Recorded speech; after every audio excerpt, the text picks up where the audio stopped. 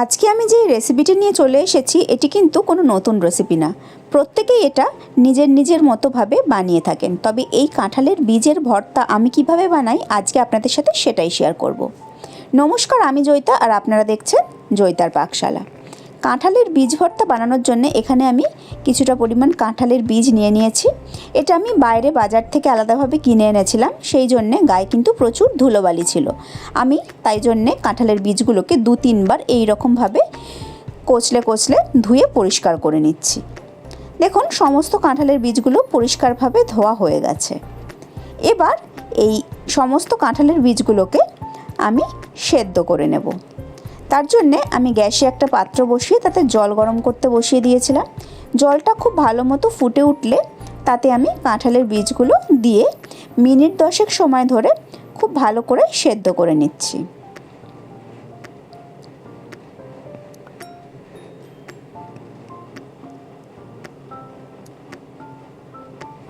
দশ মিনিট খুব ভালো মতো সেদ্ধ করে নিয়েছি। তারপর আমি এইগুলোকে ঠান্ডা করে নিয়েছি। ঠান্ডা করে নেওয়ার পর আমি সমস্ত কাঁঠালের বীজগুলোকে জলের থেকে একটা পাত্রের মধ্যে তুলে নিচ্ছি। সমস্ত কাঁঠালের বীজগুলো তুলে নিয়ে এবার কাঁঠালের বীজের ওপরে গায়ে যে খোসাটা থাকে সেগুলোকে আমি ছাড়িয়ে নিচ্ছি। একটা একটা করে সমস্ত কাঁঠালের বীজের থেকে আমি খোসাটা ওপরে ছাড়িয়ে নিচ্ছি। সমস্ত কাঁঠালের বীজের দেখুন খোসাটা ছাড়ানো হয়ে গেছে। এবার এই কাঁঠালের বীজগুলোকে আমি ভালো করে চটকে মেখে নেব। তবে আমি এগুলোকে একদম মিহি একটা পেস্ট বানাবো না, একটু দানা দানা রেখেই কিন্তু আমি ভালো করে কাঁঠালের বীজগুলোকে মেখে নিচ্ছি।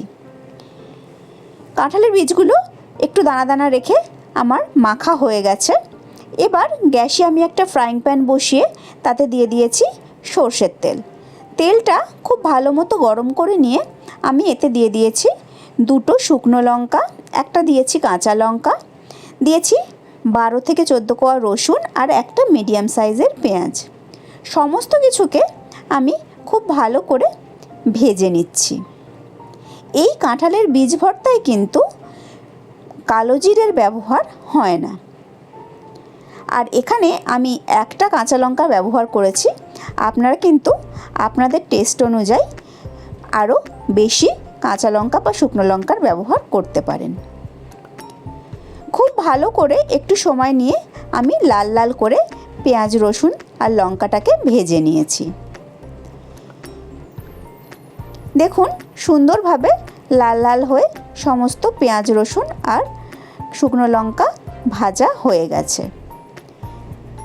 এবার আমি কাঁঠালের বীজটাকে মেখে নেব। তার জন্যে কাঁঠালের বীজটার মধ্যে আমি নিয়ে নিয়েছি একটা মিডিয়াম সাইজের পেঁয়াজ কুচি, দিয়েছি পরিমাণ মতো নুন, আর যে ভেজে রাখা পেঁয়াজ রসুন আর লঙ্কাটা ছিল সেটা, আর পেঁয়াজ ভাজার যে তেলটা ছিল সেটাও কিন্তু আমি এর মধ্যে দিয়ে দিয়েছি। সমস্ত কিছু দিয়ে খুব ভালো করে এবার কাঁঠালের বীজটাকে মেখে নিতে হবে।